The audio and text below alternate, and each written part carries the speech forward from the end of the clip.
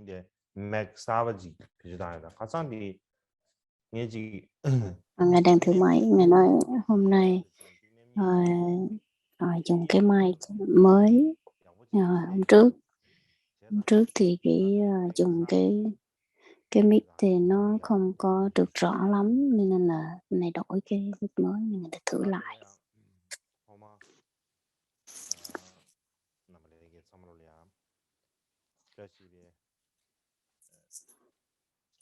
Trước tiên xin gửi lời chào tới tất cả chư tăng ni cùng quý Phật tử.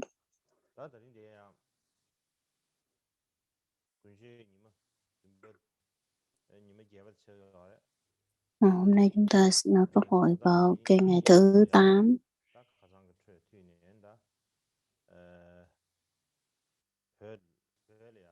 Nay chúng ta tiếp tục về cái phần hôm trước và chúng ta chia ra làm 5 phần đó. Cái cách mà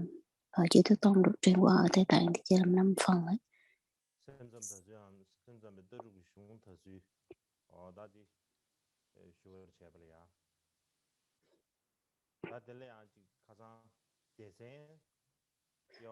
Hôm trước chúng ta chia ra làm 5 phần thì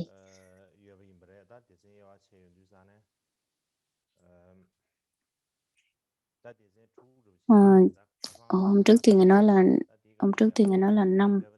phần, nhưng mà hôm nay sẽ có một cái phần tiếp nữa là thứ 6. Ý nói cái phần thứ 6 đó chính là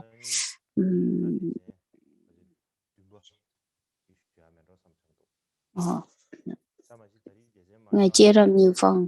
nhưng mà hôm nay thì có 6 phần. Con xin đọc lại được. Phần thứ nhất đó chính là thánh điển của chư Thức Tông được dịch qua tiếng Tây Tạng như thế nào. Rồi thứ hai đó chính là tại sao chư Thức Tông được truyền thừa ở Tây Tạng. Thứ ba là chứng minh vô trước và thế thân theo chư Thức Tông. Thứ tư là Tây Tạng giải thích như thế nào về chư Thức Tông. Thứ năm đó chính là thánh điển của Ngài Di Lặc và sự truyền thừa. Thứ năm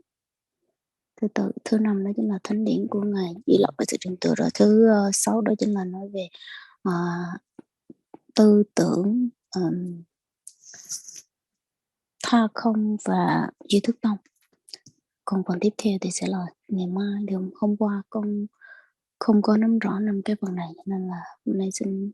nêu lại 5 cái phần này luôn. Và Ngài nói là trong cái thời gian mà rất là ngắn như thế này thì mình cũng không thể nào nghiên cứu rộng rãi và đầy đủ hết. Nhưng cũng rất là khó cái việc mà để mình bao hàm hết tất cả những cái ý kiến.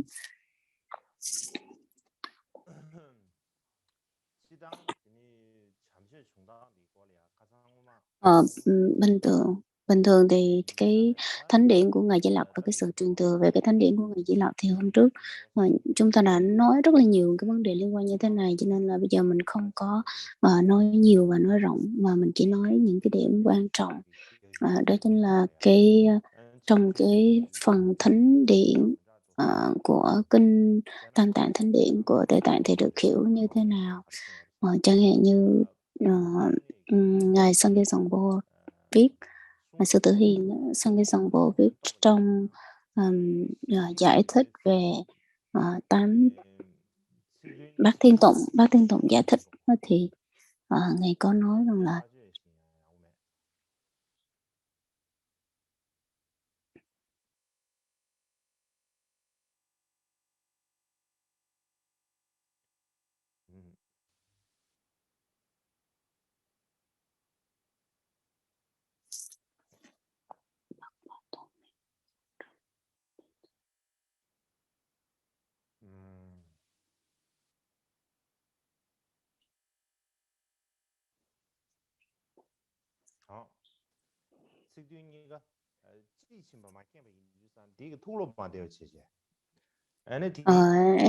nói rằng là Ngài vô trước là Ngài tuy là Ngài có nhận hoàn toàn những cái ý nghĩa ở trong cái bộ kinh này, kinh là Bát Thiên Tụng, nhưng mà Ngài chỉ nghe cái từ ngữ thôi, chứ dường như không có nắm bắt được hết tất cả những cái cốt lõi ở trong cái bộ kinh. Không biết là Khi mà, đưa ra cái màn hình như vậy thì các vị có thấy được cái màn hình tiếng Tây Tạng không?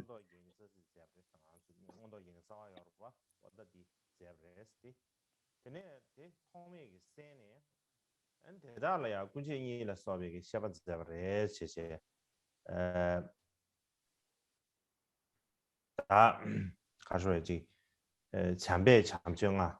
지수지 손과. 다 되네. 아바야가릭. Ờ, ngài Abhayakara ngài Abhayakara, ờ, nói trong quyển sách tên là Nikkidawa, nói rằng là sau khi Đức Phật nhập niết bàn thì, ờ, cái, những cái, gọi là, thân khẩu ý, những lời dạy về, thân khẩu ý, của Đức Phật, ừm, giống như những cái dòng truyền thừa về, khẩu của Đức Phật đó chính là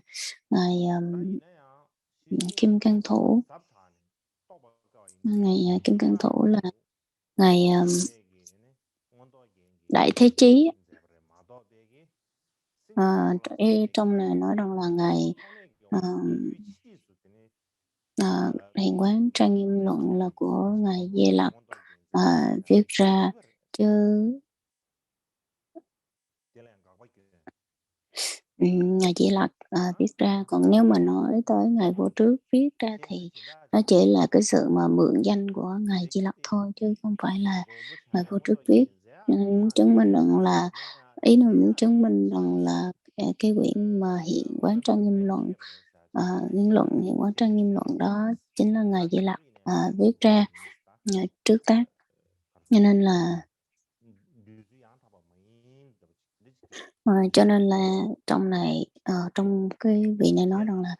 tất cả những cái điều mà người khác nói ra thì chắc có lẽ là bị lẫn lộn, ở đâu đó. Cho nên là, qua hai cái, ừm, hai cái tư liệu ở trên thánh điển thì mình thấy có hai cái ý kiến khác nhau.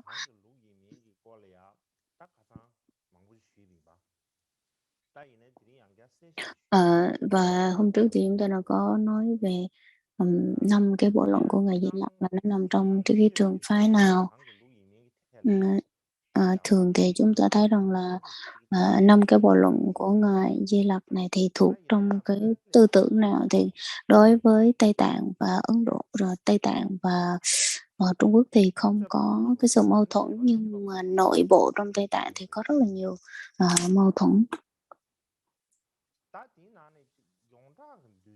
Và ở trong này thì là cái phổ biến nhất để người ta cái sự, chấp nhận hoặc đồng thuận với nhau một cách phổ biến là dường như có ba cái, tư tưởng khác nhau. Cái thứ nhất là, ờ, một được kết hợp 5 bộ luận là được kết hợp giữa Trung Quán Tông và Duy Thức Tông. Cái thứ hai đó chính là, chỉ là, Trung Quán Tông thôi. Cái thứ ba là, chỉ là Duy Thức Tông thôi. Nói tới, ờ, ờ, nói tới rằng là, chỉ là, nếu nói chung về cả hai Duy Thức Tông và Trung Quán Tông thì có ngài Ngộ Lô Châu Hòa, Lô Tiên Sư Rập, Chung Tiên Đi Tre, Rùng Tiên Độc Cổ Măng, cùng của ba vị này. Còn ý nói là, ờm,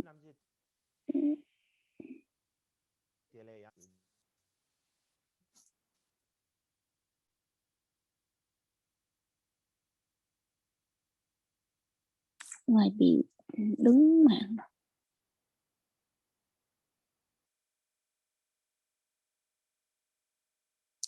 Còn ý, còn còn lại đó thì nói rằng là Hiện Quán, Trang Nghiêm Luận là chỉ theo, tư tưởng của Trung đạo thôi. Trung đạo lý nói là theo cái tư tưởng của Trung Quán Tông đó. Rồi, ừm, ờ,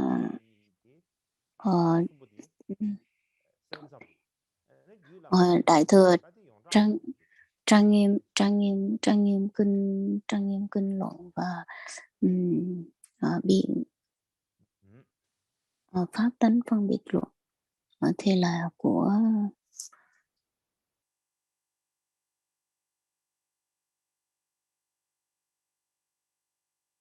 다딩이 중에 쇼다티. của 다딩이 Duy Thức Tông và Bảo Thánh Luận là của Trung Quán Tông. Và trong này Ngài đưa ra một cái rất trong sách của 다디나는 바르바스톤 보티기 우메 추주 미디바 민경 어디 셈삼다 튜몽인데 된지다 잠시에 당부 웃음 튜몽이 된지시 대내 잠시에 타마도 동아 튜몽이 된지 인스송도 trong này Ngài đưa ra một cái chứng cứ và một cái bộ luận rất trong một cái sách khác cũng cái ý ở trong này là cũng nói là chấp nhận. Đây là những cái luận, 5 bộ luận này là nói về nói chung, nhìn chung được kết hợp giữa tư tưởng của Trung Quán Tông và Duy Thức Tông và nếu còn cái phạm trù thứ hai đó chính là tất cả những cái bộ luận này đều quan theo tư tưởng của Trung Quán Tông.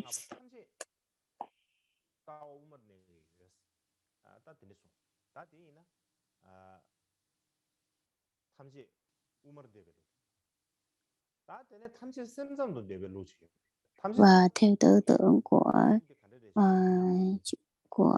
theo cái phạm trù thứ ba đó chính là tất cả những bộ luận này đều là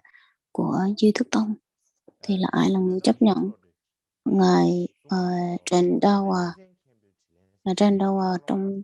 tuyển tập của Ngài Trần Dawa có nói rằng là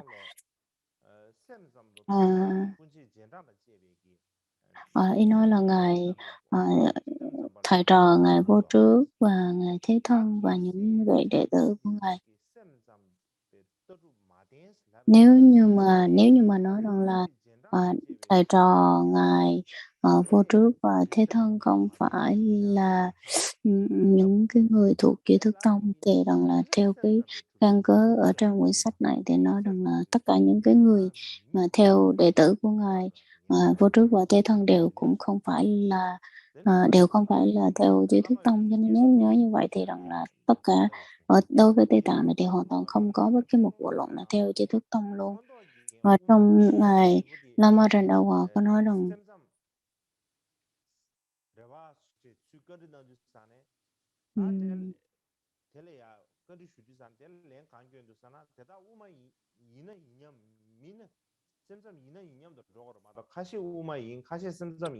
nên là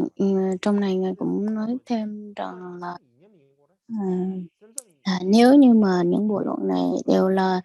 theo Trung Quán Tông thì là tất cả đều phải là Trung Quán Tông, chứ không có cái kiểu rằng là một vài bộ theo Trung Quán Tông và một vài bộ theo Duy Thức Tông thì không có đúng.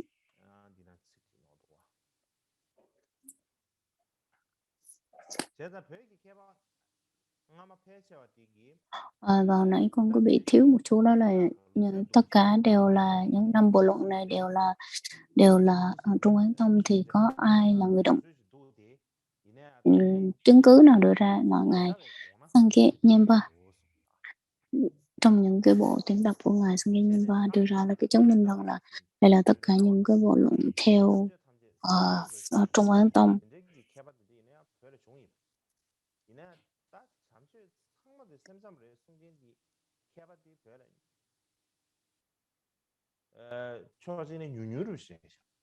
Và đối với Tây Tạng thì tất cả 5 bộ luận này đều nói về theo Duy Thức Tông hết, thì những cái vị luận sư thì rất là ít chứ không có nhiều.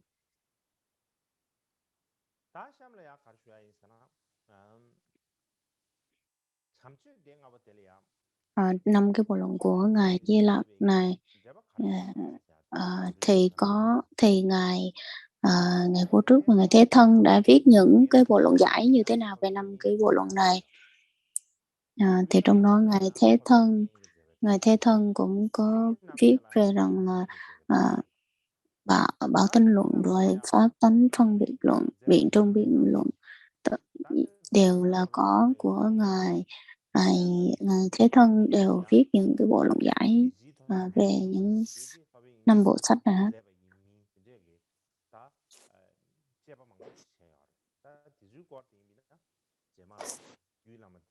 Và Tây Tạng thì cái bộ mà Bảo Tinh Luận Ngài Thế Thân có viết luận giải hay không đó thì cũng rất là nhiều cái sự mâu thuẫn khác nhau. Và Hiện Quán Trang Nghiêm Luận là có cái bộ luận giải của Vô Trước và Thế Thân hay không thì hiện tại bây giờ cũng không thể nào mà nói dứt khoát được rằng là hai người này là hai vị này đã có viết những cái bộ luận giải về Hiện Quán Trang Nghiêm Luận. Không chắc chắn. Bình thường thì Hiện Quán Trang Nghiêm Luận có nhiều người viết luận giải lắm.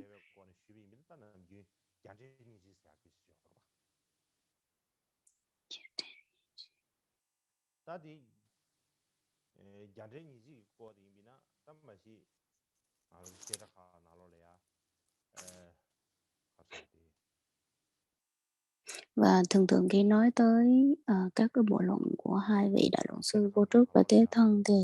trong đối với các cái tu viện và Phật học viện thì các vị đã nắm rõ rất là nhiều, nhưng mà bây giờ mình nhắc lại thì có các vị cũng sẽ chán, hơi chơi nghe nhiều thì cũng hơi chán về vấn đề này. Ở trên giai đoạn học ở chương trình Bát Nhã thì các vị cũng đã nắm rõ rất là nhiều.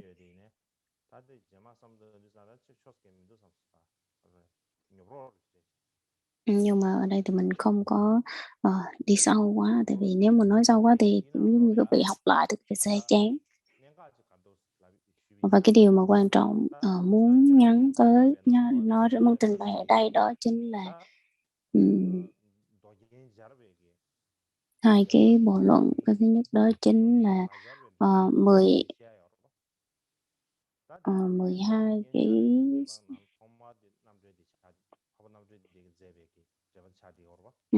tôi tiện kiện là Trang Nghiêm Kinh Luận được có 12 cái bộ luận giải. Và đối với Ngài Thánh Giải Thoát Quân đó là Phaparote thì ban đầu thì Ngài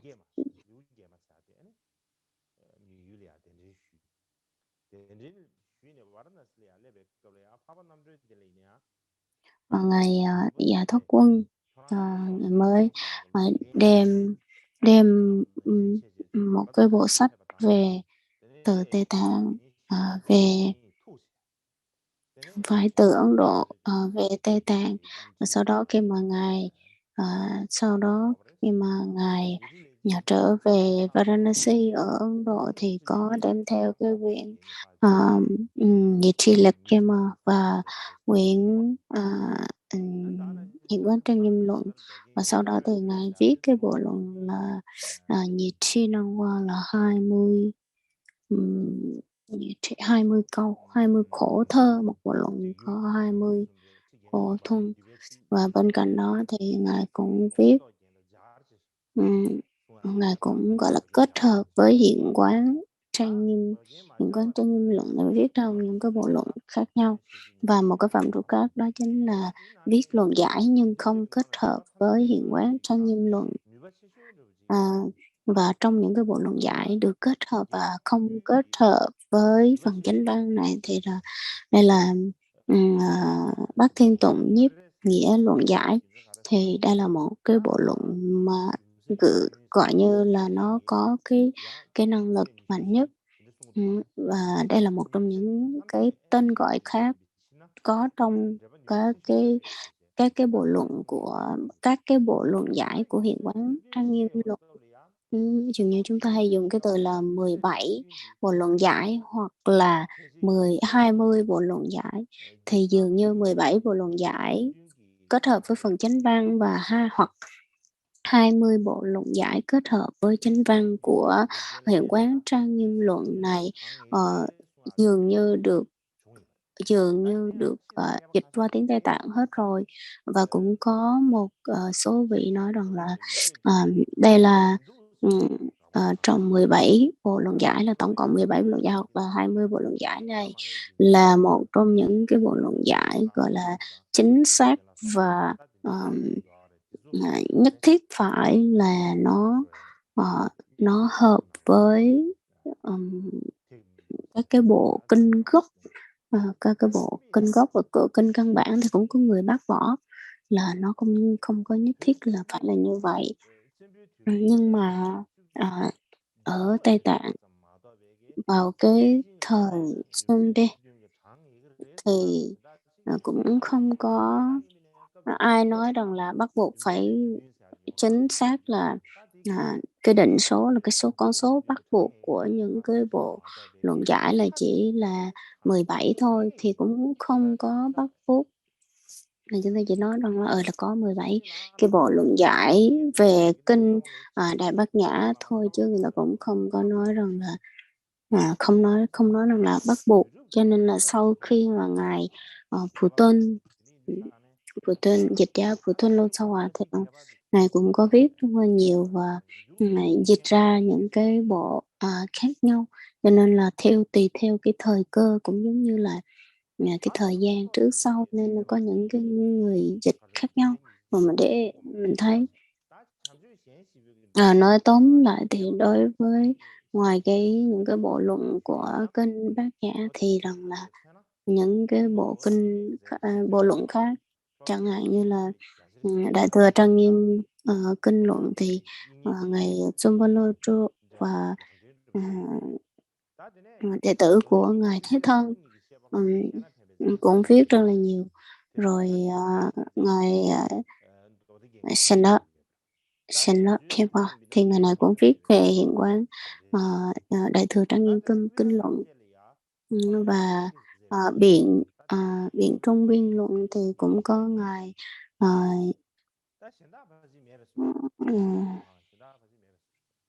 Lục Môn Yên Nhi, rồi và tiếp theo có đệ tử của ngài Thế Thân cũng viết về luận giải về biện trung biên luận.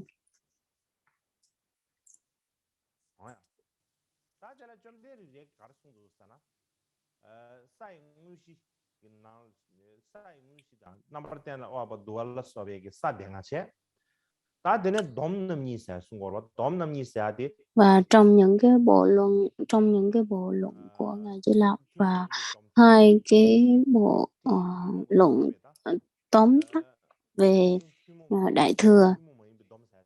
thì trong đó hai bộ tóm tắt thì một đó chính là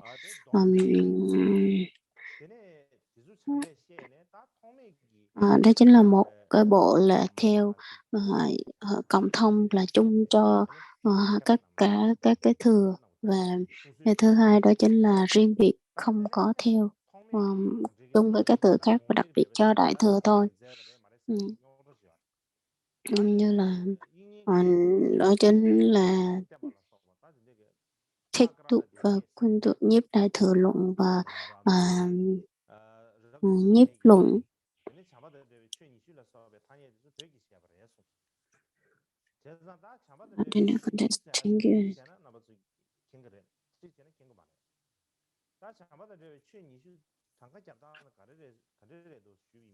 Và ở trong này có 20 bộ luận giải về thánh điển, 5 cái bộ luận của ngài Di Lặc.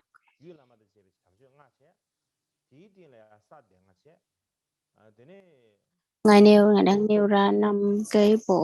20 cái bộ luận giải của 5 bộ luận của ngài Di Lặc. Trong đó có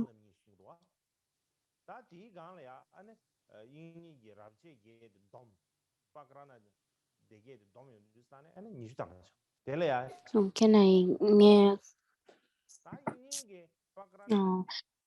ngay trên màn hình là nói tới 20 cái bộ luận,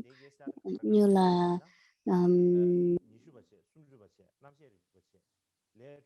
Yeshua, Sunjuva, Namshiripa, Dege Trube Rapchi, Vân Ngài nói tới những cái bộ luận 20 cái bộ luận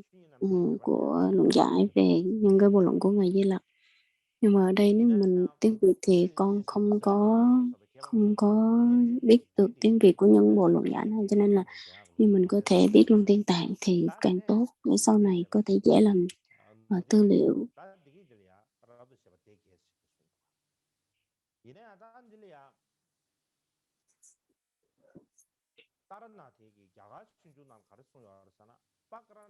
Và trong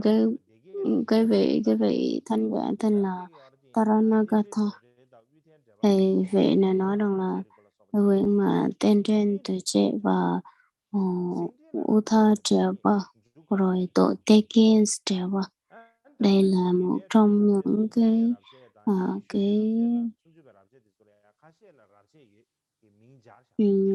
những cái bộ luận là chỉ có những cái bộ luận viết bị thiếu sự giải thích là không có đầy đủ hết tất cả. Vì cũng nói rằng là có những cái chương nó không có hợp với cái tên của cái chương, chẳng hạn như đặt cho nó cái tên thôi mà ở trong cái nội dung thì nó không phù hợp với cái tên của cái chương.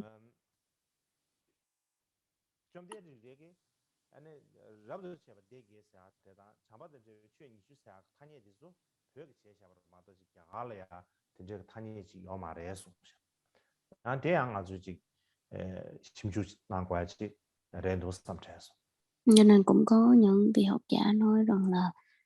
có những bộ luận thì không có chính xác từ tiếng qua tiếng Tây Tạng, cho nên là chúng ta cần phải nghiên cứu. Và trong những cái bộ luận mà mới nhất đó chính là trong này thì những cái bộ luận mà mới nhất đó chính là cái bộ luận nào?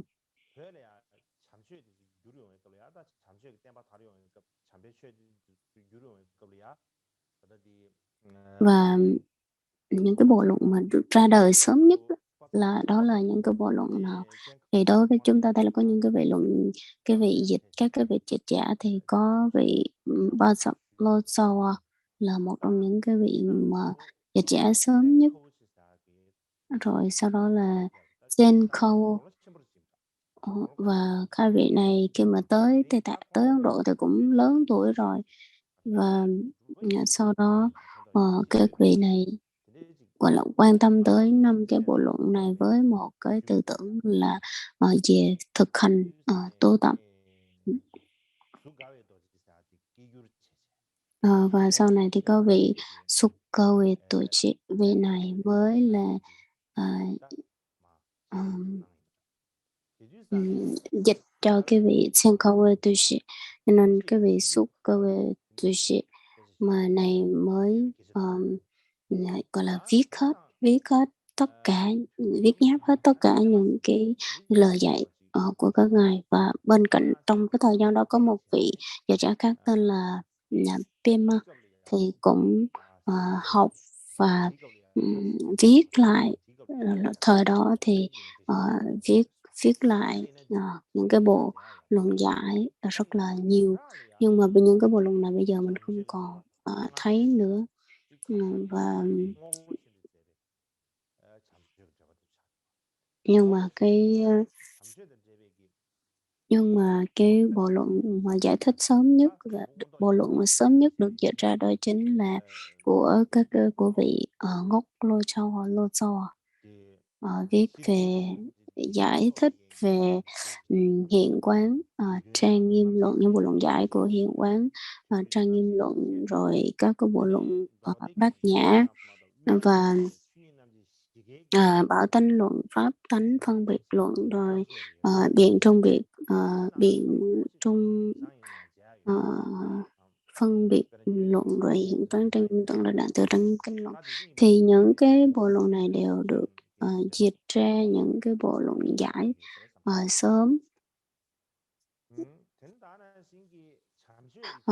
Cũng vậy, đây là những cái vị không phải là chỉ dịch không phải là chỉ dịch về những cái thánh điển của ngài Di Lặc không, mà còn phân tích, học hỏi. Và cái vị Senkou thì khi mà vị này dịch ra những cái bộ luận của ngài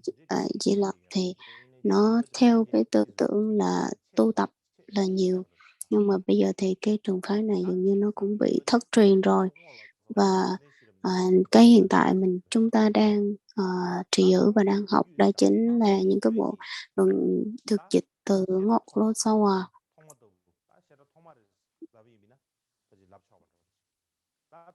và đây cũng là một trong những cái bộ luận giải được dịch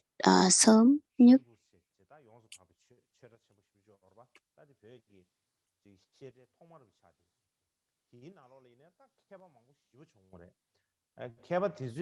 Và ở trong cái thời theo lịch sử đó, thì Phật pháp của thời Tharana ở ở Ấn Độ thì được những cái bộ luận của ngài Di Lặc rất là thịnh hành đối với cái thời của của cái vị dịch giả ngốc Lotsawa. Không phải là chỉ là những cái bộ luận này không, ngoài ra còn những cái bộ luận về duyên khởi, rồi những cái bộ luận của Trung Quán được dịch ra và được xem trọng,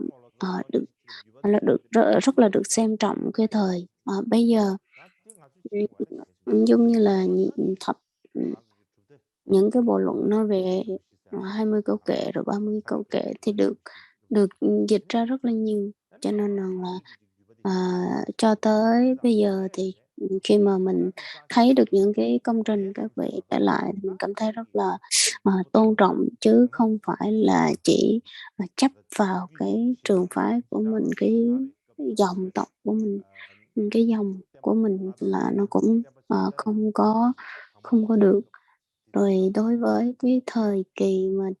Phật giáo thời tiền truyền và Phật giáo thời hậu truyền, các vị cũng đã gọi là không từ mệt mỏi, không đã dịch lại rồi gọi là truyền thừa giữ gìn lại cho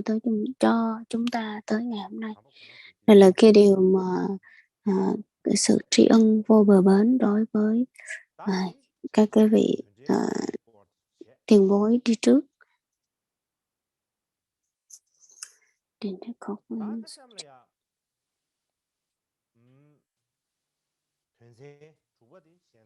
Và tiếp theo đó chính là cái phần thứ 6, đó là tư tưởng tha không và duy thức tông. Nói tới tha không và duy thức tông thì nó cũng có rất nhiều cái rắc rối.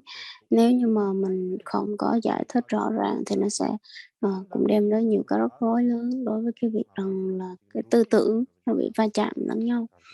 Cho nên là hôm nay chúng ta trình bày về cái tư tưởng tha không và duy thức tông này, nó cũng chỉ mang cái động cơ rằng là mình có thể thảo luận với nhau thôi, chứ bản thân của tôi cũng không có gọi là quyết định hoặc là dứt khoát hoặc là đưa ra một cái điều gì khẳng định ở trong này, mà chỉ là nó giống như một cái giả thuyết như vậy thôi. Và trước tiên khi mà mình hiểu về tha không và duy thức tông thì chúng ta phải hiểu rằng là tha không, tự không nó là như thế nào. Cái danh từ tha không này nó là một trong những cái từ rất là đặc biệt, và ở trong cái thời gian rất là ít như thế này để mà mình có thể trình bày về tự không và tha không một cách rõ ràng và sâu thì nó rất là khó. Ở bình thường thì trong Quán Tông chia làm hai, cái thứ nhất là tha không Trung Quán Tông và tự không Trung Quán Tông, thì chia làm hai cái tư tưởng. Như là và tự thông thì có những cái bộ luận và tư tưởng của ngài Long Thọ và Pháp Xứng. Và tha không thì là tư tưởng thầy trò của ngài Vô Trước và Thế Thân, rồi những cái bộ luận của ngài Di Lặc. Và nói tới tiếng Tây Tạng tự thông là rần tung, tha không là xiển tung.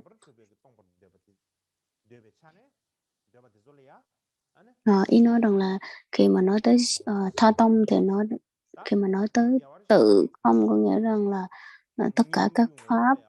nó đều không có thật có thì gọi là tự không. Còn đối với tha tông có nghĩa rằng là tha không có nghĩa là có nghĩa là nương theo một pháp bất kỳ nào đó, nó không phải và không thật có. Đối với nó thì nó là cái tư tưởng tha không. Đây là một trong những cái tư tưởng rất là đặc thù.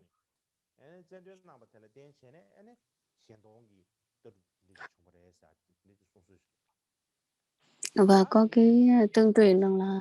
ngài Chen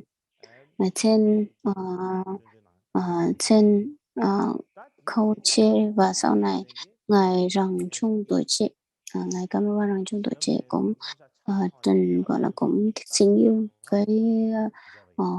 không gọi là tha không. Và sau đó là ngài Thoruboa Shiraketse cũng gọi là mở đường ra cho cái việc rằng là tha không. Rồi sau này cái trường phái mà chấp nhận về cái tư tưởng tha không đó, thì gọi là đổi cái tên thành là Chồ Năng. Đa số là các vị Chồ Năng đều chấp nhận như vậy. Ngài Kamapa Rằng Trung Tuổi Trệ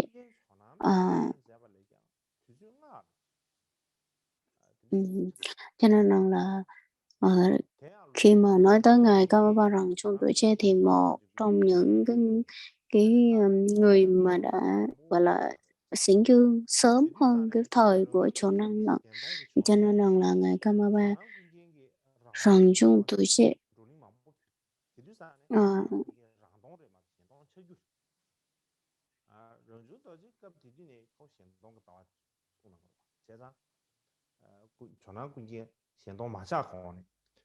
cho nên là ngài Chồ Năng Quyên Khen, trước khi mà ngài có cái tư tưởng của Tha Tông thì là ngài Kamapa Rằng Trung Tuổi Trệ đã là có cái tư tưởng của Tha Tông rất là rõ ràng rồi. Và sau này thì các vị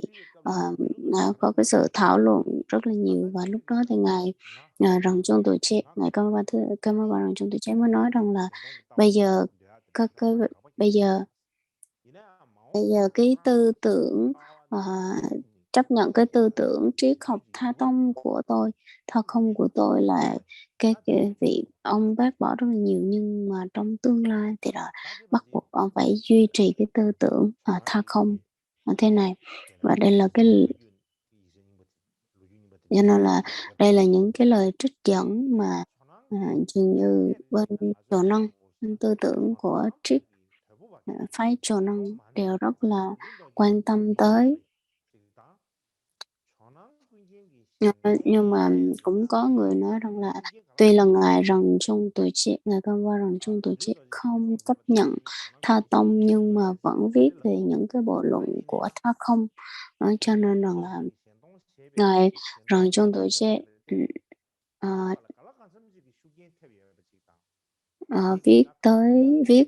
viết về tư tưởng của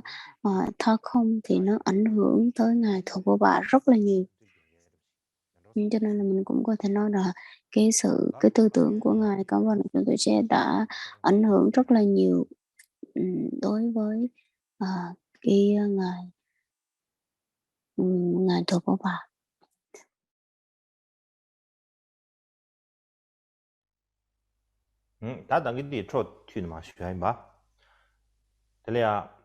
Chúng ta tiếp tục. Ngài Kamapa đời thứ ba Rằng Trung Tuổi Trệ, ngài có viết một số luận về tư tưởng tha không, và cũng là sớm hơn so với vị Rinpoche. Ngài Rằng Trung Tuổi Trệ bên cạnh đó viết cũng có những cái khi người ta hỏi rằng là ngài có viết về tư tưởng tha không hay không, thì trả lời rằng là có chẳng hạn như là xưng tán, pháp không luận giải, rồi pháp tánh phân biệt luận giải, rồi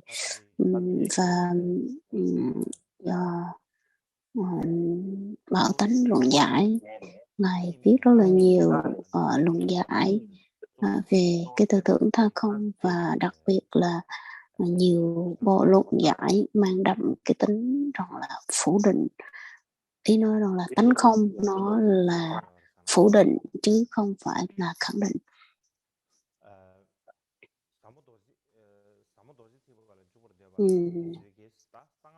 Đây là cái tư tưởng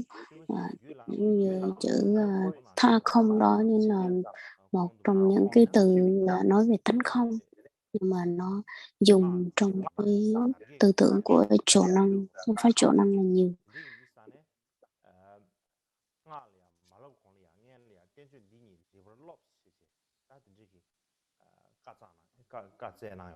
Cho nên trong những cái bộ luận Ngài viết thì rằng là ý nói tất cả trước khi mình bước vào Kim Cang Thừa thì bắt buộc phải học hiển giáo trước, và đặc biệt là đối với cái truyền thừa của Kakyu thì luôn đi theo cái tôn chỉ của Ngài, của dòng Kamaba. Và Ngài Kamaba rằng chúng tôi chết, và Ngài Thượng Vô Bà đều là theo cái tư tưởng tha không. Nhưng mà hai vị này tuy là theo cái tư tưởng tha không nhưng mà có khác nhau hay không? Thì nói rằng là tuy là các vị chấp nhận tha không, nhưng mà nhưng mà cái ý ở trong này thì nó vẫn có cái sự khác nhau một chút xíu. Thì đó là đối với cái tư tưởng tha không của Ngài Rằng Trong Tuổi Trẻ thì là ý nói rằng là nó cũng không rơi vào bất kỳ một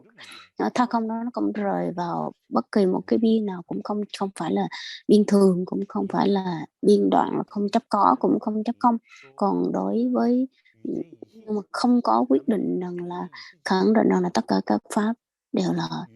là thật có. Và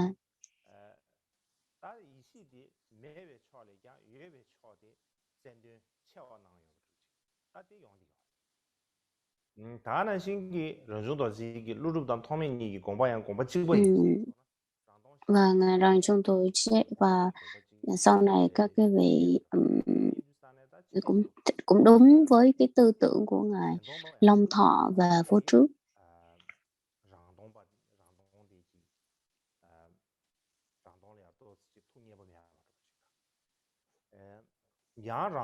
Cho nên là tất nhiên đối với cái việc mà tánh không, tha không và tánh không tự không đó, thì cái tư tưởng của các vị nó sẽ mâu thuẫn lẫn nhau, và dường như là không có điểm tương đồng, không thích nhau đâu. Nhưng mà các cái vị như Ngài Rằng Trong Tuổi Trẻ, Ngài nói là dường như nó cũng không có cái sự khác nhau lắm. Và người ta nói rằng là Ngài Rằng Trong Tuổi Trẻ là một trong những cái tư tưởng mới, không phải tư tưởng mới mà là một trong những cái người truyền thừa sớm nhất về cái tư tưởng tha không này về Tây Tạng. Và Ngài Kunchen Lungchen thì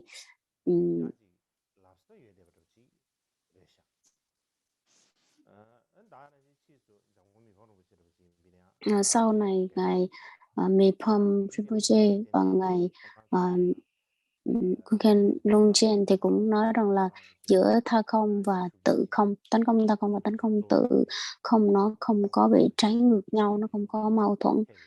lẫn nhau. Cho nên rằng là cho tới cái tư tưởng mình đang học bây giờ nó cũng ảnh hưởng bởi các vị rất là nhiều. Và cái điều quan trọng cần muốn nói đó chính là Ngài Trần Năng Kunchen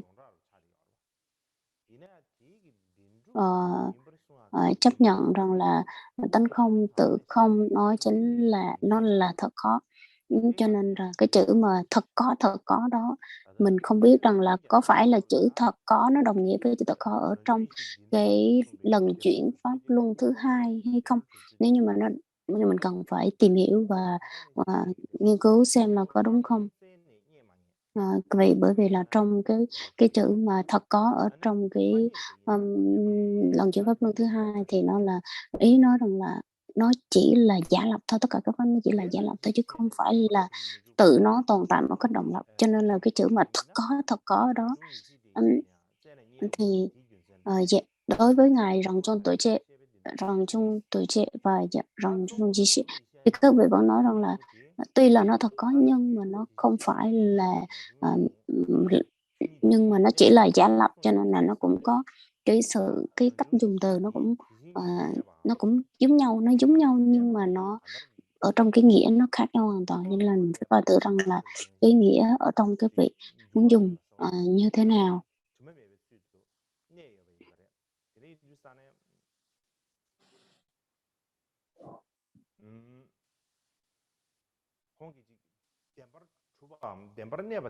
개발을 채나면 로 삼바르지. 리르지 다 도나지 가수에 에 런중 이시디 데버 추바레 숭아데 런중 이시디 Và ngài Ròng Chung cái tâm nguyên sơ của mình á, cái tâm nguyên sơ của mình nó là thật có. Còn tất cả mọi cái việc rằng là tất cả những cái pháp mà nó chỉ tới tạm thời hoặc là những cái cấu bẩn ô nhiễm nhiễm ô nó chỉ tới tạm thời thôi chứ nó không có trụ ở trong cái tâm của mình vĩnh viễn. Cho nên rằng là nếu như mà nếu mà phân tích như vậy thì nó rằng là nếu mà nó thật có và nó không thật có thì nó lại tương đồng và nó có cái hợp lý hơn, mà cái điều mình cần phải nghiên cứu. Bình thường thì ngài Ròng Chung Tuổi Trệ là cũng viết những cái bộ luận giải về 5 cái bộ luận của ngài Di Lặc và những cái bộ luận khác, và đặc biệt là những cái bộ luận của ngài Di Lặc và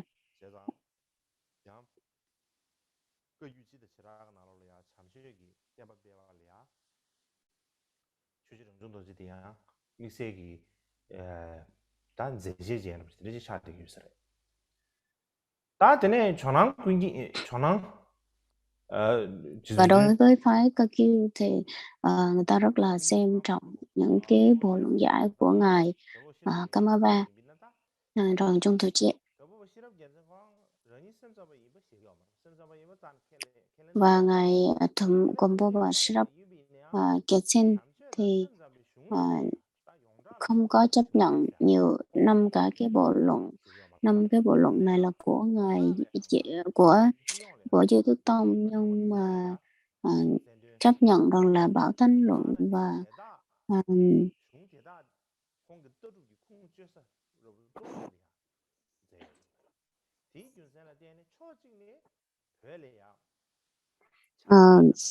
qua những cái lý do đó thì mình thấy rằng là những cái bộ luận của ngài Di Lặc và những cái tư tưởng của những cái bộ luận của Duy Thức Tông thì đều rất là xem trọng những cái bộ luận của ngài Di Lặc. Và chính bản thân của ngài thì không có của vị này nè, cái vị mình đang nhắc tới thì không có nói rằng là vị đó theo Duy Thức Tông, nhưng mà các vị bác bỏ lẫn nhau rất là mạnh.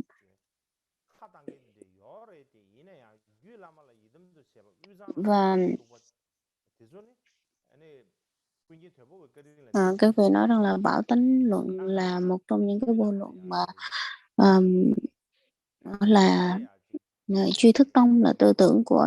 Duy Thức Tông, và rất là nhiều người bảo vệ cũng như là chấp nhận cái tư tưởng mà như vậy, và cũng như là đây là một cái việc rằng là nhờ ơn cái vị mà Bà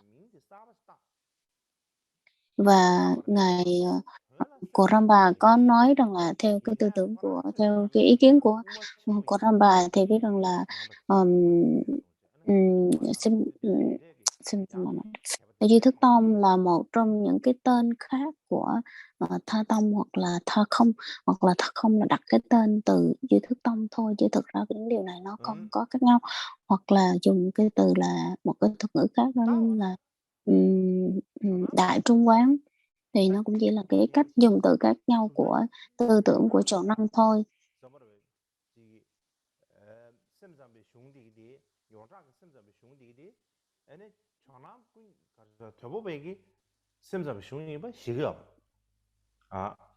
셈잡의 개발 대중에는 셈잡의 개발이 뭐 시기요.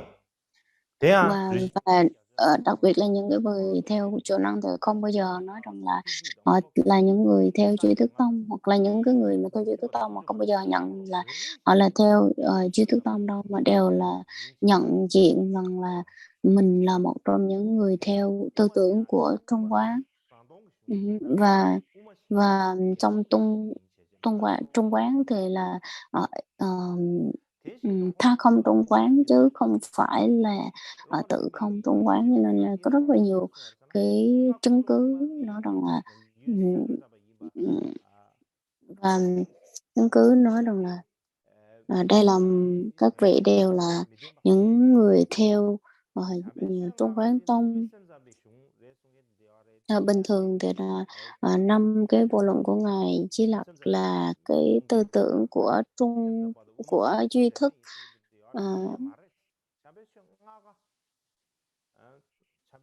Và cũng có người nói rằng là được kết hợp giữa Trung Quán và Duy Thức. Nhưng mà rất là nhiều người, Ngài Pepperche và Simsamba thì nói rằng là ở đây là một trong những cái bộ luận của Duy Thức Tông, và khẳng định là Duy Thức Tông. Cho nên là cũng một số người là bác bỏ Ngài Vô Trước và Thế Thân thì và Trần Na thì nói rằng là tuy là các vị là theo là Duy Thức Tông, nhưng mà khẳng định đây là những cái bộ luận của Trung Quán Tông. Các vị khẳng định là như vậy. Nói tóm lại thì rằng là nếu như mà mình quan sát những cái trích lục ở trong những cái bộ sách này ra, thì mình thấy rằng là dường như là các vị cũng không có nói rõ ràng, hoặc là có nói rõ ràng thì những cái vị mà luận sư của Duy Thức Tông cũng không có đưa ra một cái khẳng định. Ví dụ như hiện tại thì thấy các cái vị theo Duy Thức Tông như là Vô Trước và Thế Thân, rồi những cái bộ luận của Duy Thức Tông như là Duy Thức Nhị Thập Tụng rồi Tam Thập Tụng, mà nó đều chứng minh rằng là cái việc là đây là những cái bộ luận của tư tưởng của Duy Thức.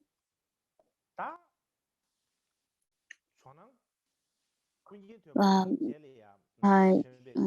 bên Chùa Năng sau khi cái thời của ngài Khun Khen Kiều Vô Bà, và thì có ngài Chùa Năng Chitrin Taranatha, và tên vị học giả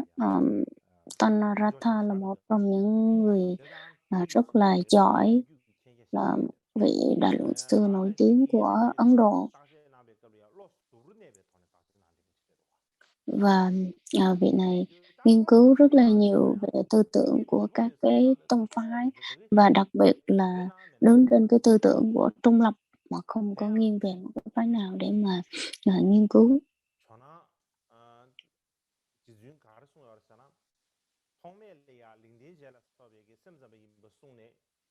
Ngài Sarathana nói rằng là những cái bộ luận của ngài Thanh Biện và ngài Vô Trước thì đều là nói về Duy Thức Tông, cho nên là có thể rằng là các ngài là theo cái tư tưởng của Duy Thức. Nhưng mà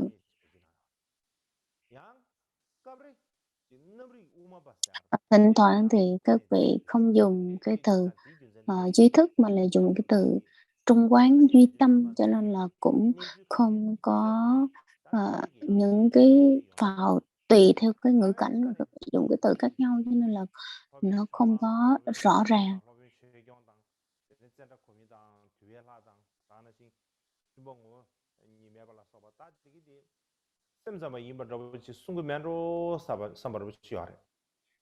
Sau này cũng có những cái vị những cái vị học giả khác cũng phỏng đoán rằng là các ngài là một trong những cái người theo tư tưởng của Duy Thức Tông.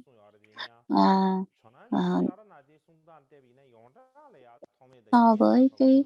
tư tưởng, so với những cái lời dạy của những cái lời dạy trong tuyển tập của ngài Tanaratha, thì rằng là những vị theo Duy Thức đó chính là vô trước và thế thân, vân vân. Mà những cái điều này chúng ta cần phải nghiên cứu coi xem là có đúng hay không. Nhưng mà bản thân của tôi nghĩ rằng là đây là những vị theo trung đạo, trung quán là trung quán tha không.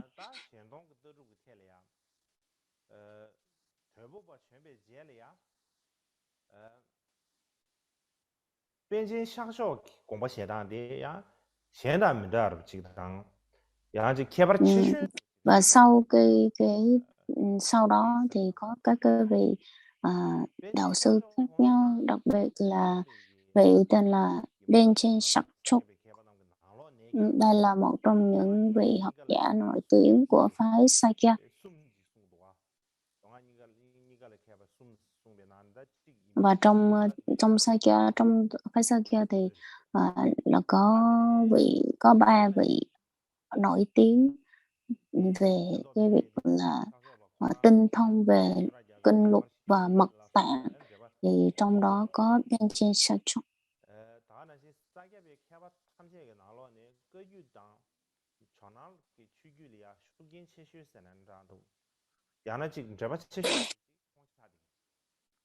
Và dường như đây là một cái vị mà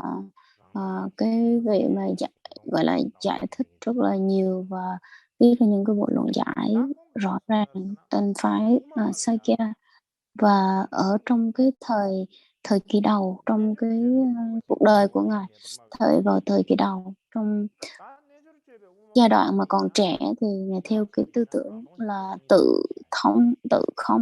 Nhưng mà sau này khi mà nghiên cứu thì ông đã chuyển cái tư tưởng này thành là cái tư tưởng tha không. Và sau này khi mà vị này mới nói rằng là trung quán có 2 con đường, có 2 cái nhánh, đó chính là tư tưởng trung quán tự không và trung quán tha không. Thì đối với những cái người mà hành giả du già của trung quán thì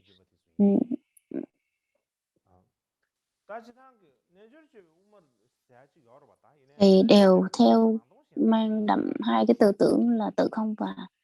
tha không.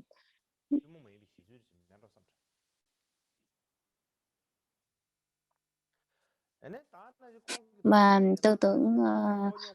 cái vị mà hành giả du già của trung quán tự không thì đều theo cái tư tưởng của ngài Tịch Hộ, và tha không thì theo cái tư tưởng của ngài Vô Trước và các cái đệ tử của ngài.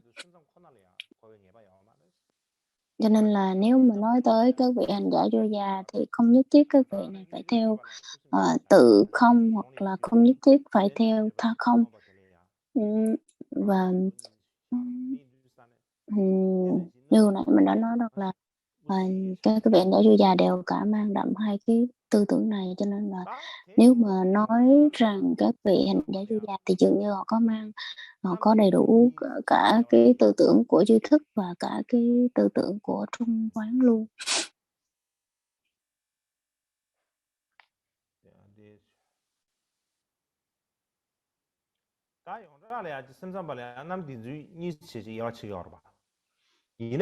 Và theo thông thường thì chúng ta phân ra 2 cái duy thức tâm chỉ làm 2 là tự hữu tướng và vô tướng duy thức, nhưng mà đối với ngài um, đối với ngài Sắp Chúc thì dường như ông nói rằng là không có bất kỳ những cái thuật ngữ này trong cái thời kỳ ở Phật giáo ở Ấn Độ thì dường như không có dùng.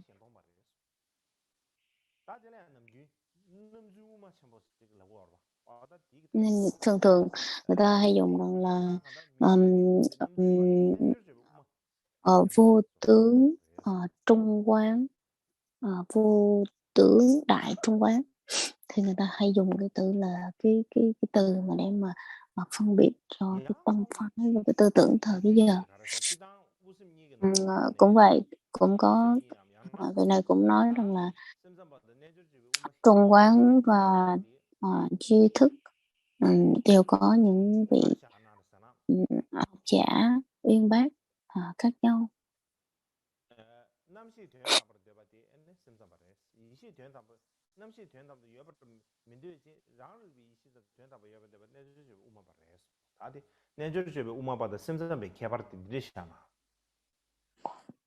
Vị này đang phân biệt cái sự khác nhau giữa trung quán tông và các vị hành giả chu già.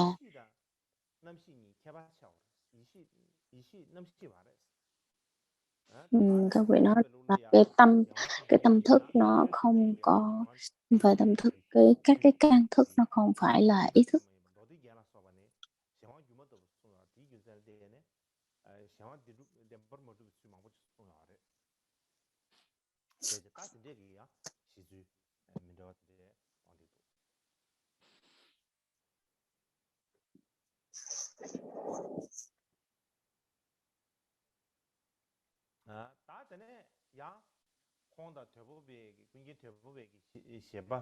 Và bên cạnh đó ngài Quân Chen Tổ Vô Bà có một cái ý khác so với các vị trước, đó chính là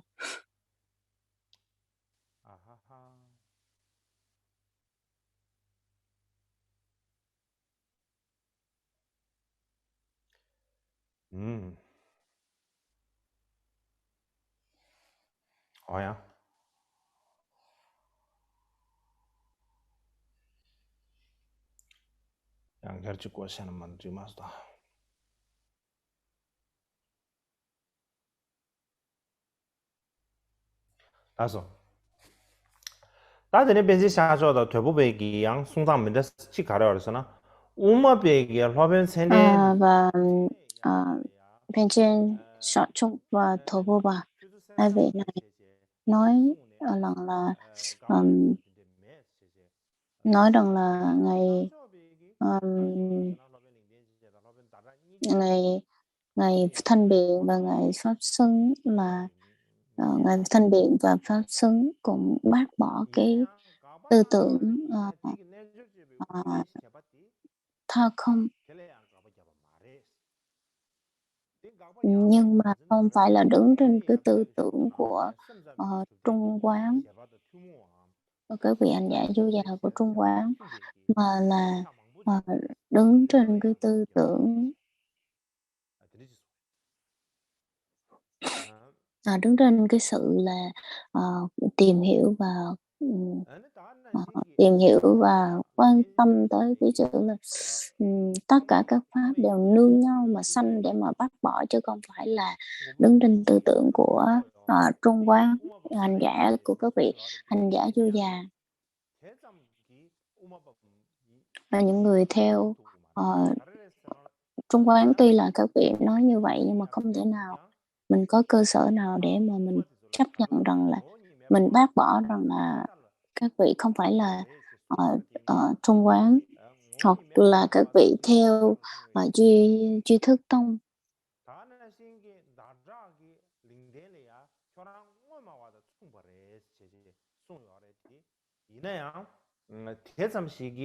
우마를 유버디소 우마와 이베 태와요 말와 드네 디 균산 때네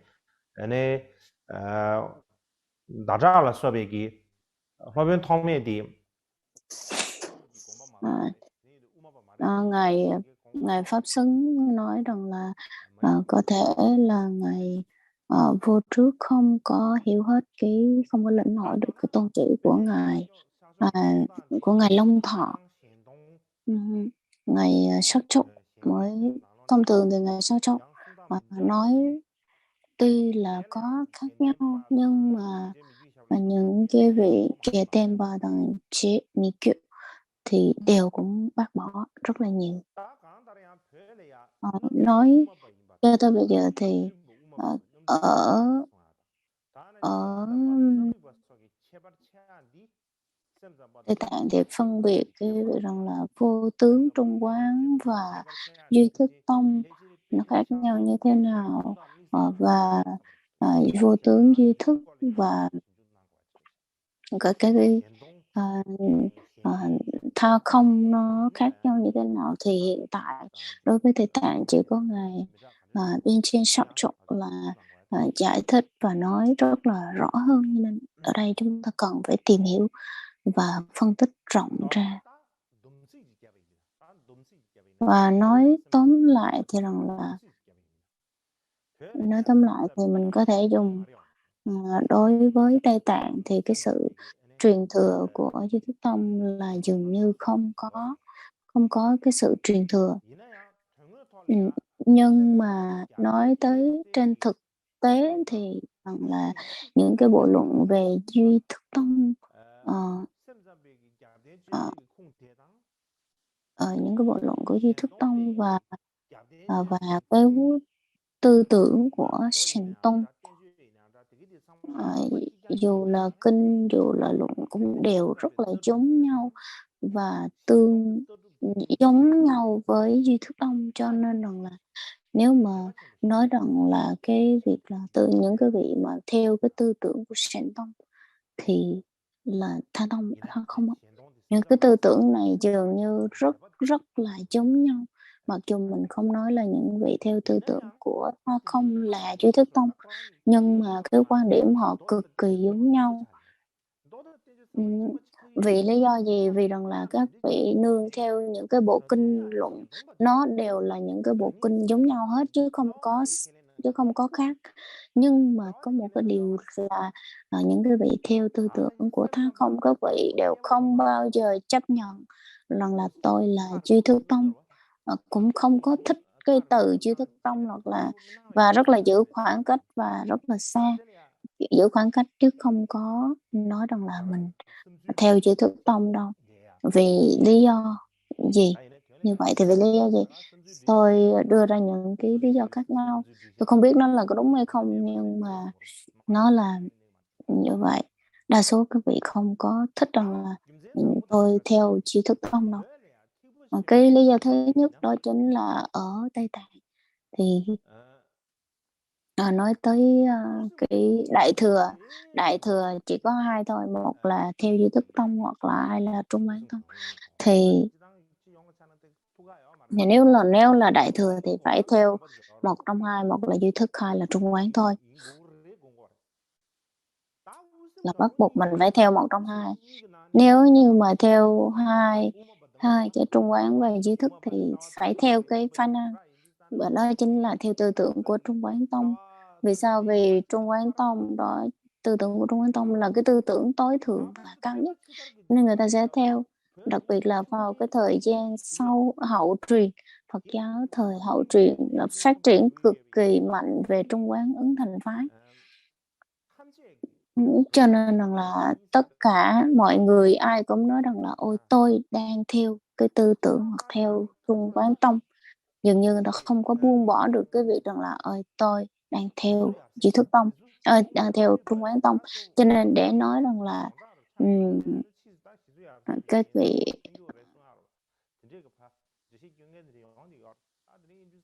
giống như hai vị nhập sĩ thì người ta nói rằng là hai vị này là theo Trung Quán tự tục phái, mà cũng có rất nhiều người nói rằng là hai vị này theo Trung Quán Ấn Thành phái. Cho nên là dù theo Trung Quán nào thì nhìn chung các vị đều là người người theo cái tư tưởng của Trung Quán, vì tư tưởng Trung Quán đó chính là cái tư tưởng cao nhất, tốt nhất và tối thượng. Đấy, cho nên rằng là những cái tư tưởng khác người ta không có theo đâu. Nó nhìn trong cái xã hội thì bây giờ nó là như vậy. Cái lý do thứ hai đó chính là ở Tây Tạng thì không có bất kỳ ở Tây Tạng không có bất kỳ một vị học giả nào gọi là xuất sắc nổi tiếng về duy thức không, hoàn toàn không có.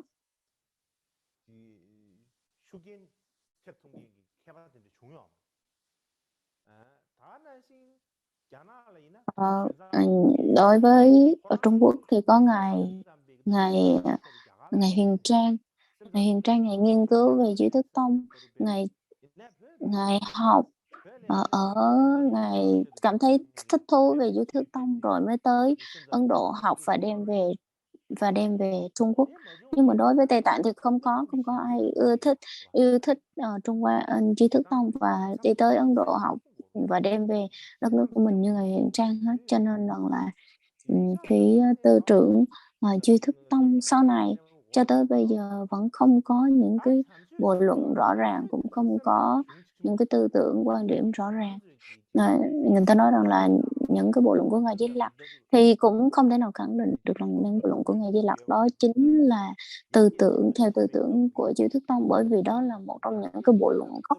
của của những bộ đại luận lớn rồi. Mình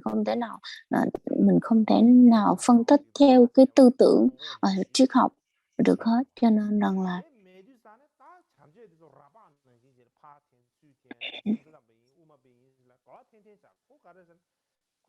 cho nên rằng là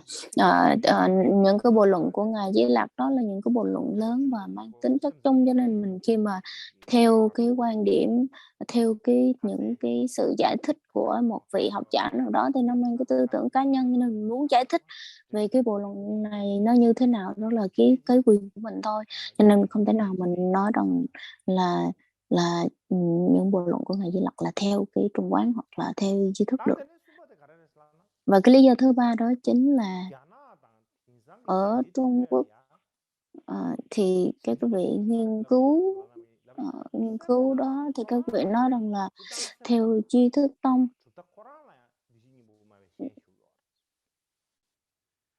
đối với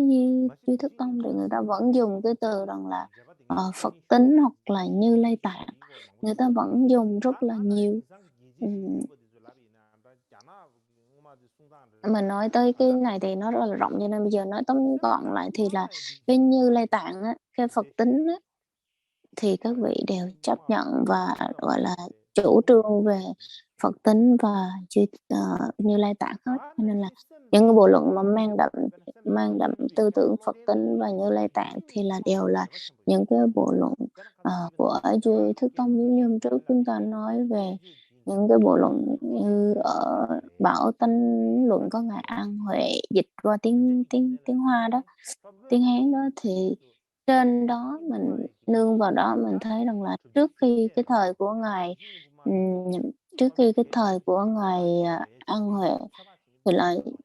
dường như không có ai diễn dương trước đó. Nói tóm lại rằng là những cái bộ luận giải về Duy Thức Tông và Trung Quán Tông thì rất là thâm sâu và quảng đại. Cho nên nếu như mà mình không có phân biệt được rằng là những cái bộ luận nào nói về Phật tính hoặc là Như Lai Tạng theo cái tư tưởng của mỗi trường phái thì chắc chắn là mình sẽ bị lộn liền. Cho nên khi mà mình đọc về Phật tính hoặc là Như Lai Tạng mà mình không phân biệt rõ, nên là mình sẽ cứ lấy cái tư tưởng của Trung Quán, quan niệm về Phật tính, rồi mình hiểu lộn để Phật tính của Trung Quán, rồi Phật tính theo quan điểm của Trung Quán, rồi Phật tính theo quan điểm của duy thức hoặc là Như Lai Tạng của Trung Quán giải thích như thế nào, và Như Lai Tạng thì duy thức giải thích như thế nào, nên mình sẽ bị rắc rối liền. Nên mặc dù các vị giải thích khác nhau nhưng nó có những cái điểm giống nhau và những cái điểm khác nhau. Cho nên nếu mình không có nắm chắc về cái truyền thống của chính bản thân mình hoặc là cái tư tưởng của chính bản thân mình thì mình rất là dễ bị nhầm lẫn. Cho nên là mình sẽ bị cái kiểu giống như là mình lấy cái ý bên này mà mình hiểu lộn với ý bên kia và lấy ý bên kia mình hiểu ở bên này, nó sẽ bị nhầm lẫn rất là nhiều. 맞아요. 알았다.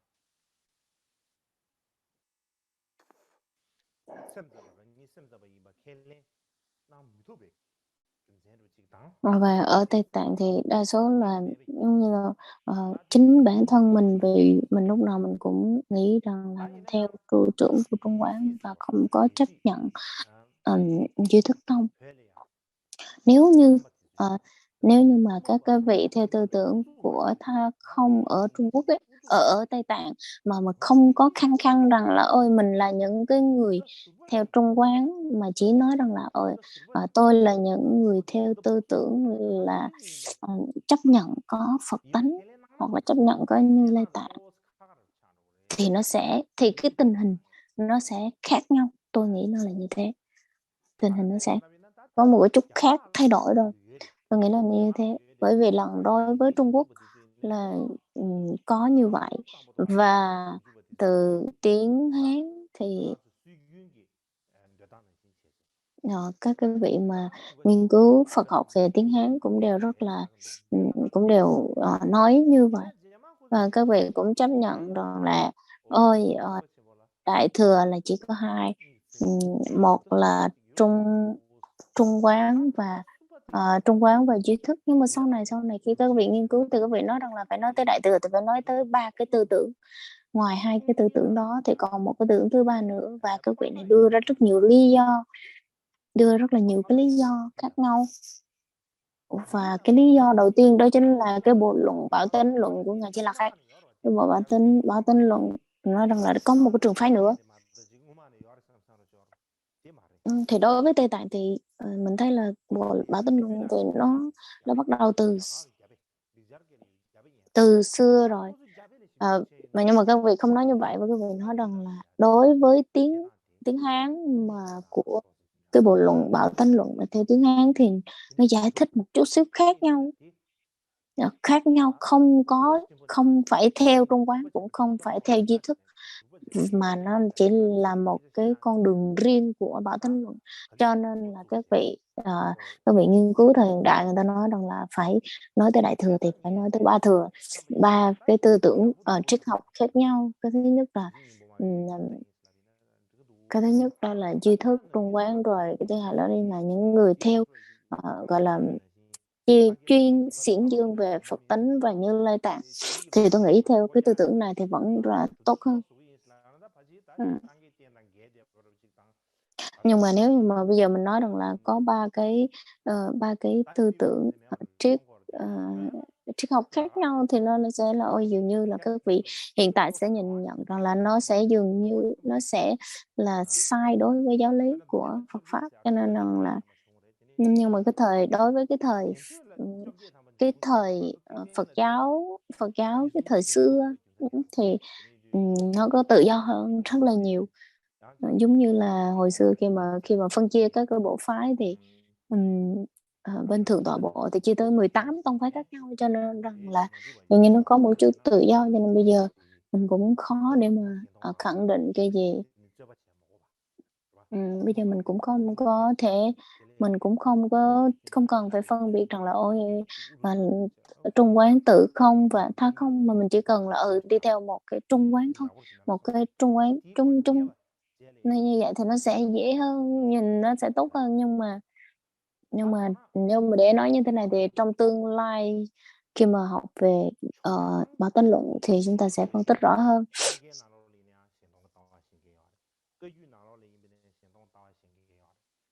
Và dù cái tư tưởng tha không đó được phổ biến rất rộng rãi từ phái Chồ Năng, rồi không chỉ là ở Chồ Năng mà còn phái Sakya rồi Kagyu rồi Nyingma đều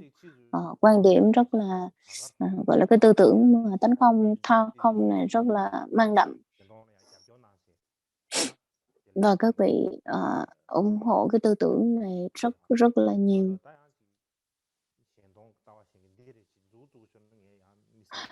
Nhưng mà nó cũng không phải là một cái lý do để mà Duy Thức Tông được truyền bá và truyền thừa ở Tây Tạng đâu.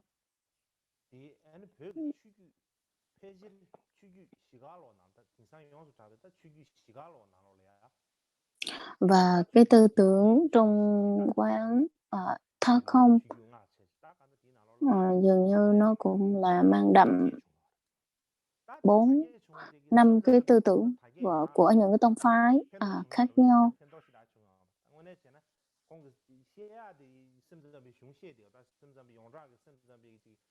Và những cái bộ luận của Ngài Di Lặc dường như mặc dù là quan điểm của tánh không tha không này rất là rất là truyền bá rộng rãi ở Ấn Độ, ở Tây Tạng, nhưng mà dường như không có giúp được bất kỳ những cái điểm gì cho cái Trung Quán Tông hết. Vì sao? Vì rằng là họ đã nói rằng là không phải là Trung Quán Tông rồi, những người theo tư tưởng của Trung Quán, cho nên họ không ủng hộ. Nếu như mình nói rằng là tha không này là Duy Thức Tông thì không được, bởi vì các vị không chấp nhận rồi. Hoặc là nếu như mà mình nói rằng là nếu mình nói rằng là tại vì các vị dùng những cái bộ luận căn bản đều giống nhau thì nó cũng khó. Cho nên là những cái tư tưởng như thế này thì chỉ có lẽ là đặc biệt ở Tây Tạng thôi.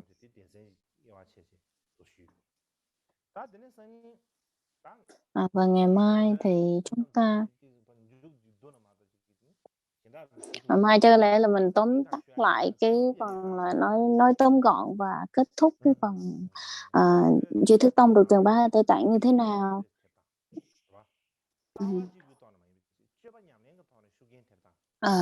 Đối với mai mình sẽ phân tích rộng về cái việc rằng là về Duy Thức Tông đó, các cái vị hành giả Tây Tạng truyền bá và truyền thừa như thế nào, và cái sự ảnh hưởng của Duy Thức Tông đối với Tây Tạng nó như thế nào. Nên tiếp theo thì chúng ta sẽ phân tích thêm và đưa ra những cái chứng cứ thêm của các cái vị nghiên cứu, các cái vị học giả nghiên cứu thời hiện đại như thế nào.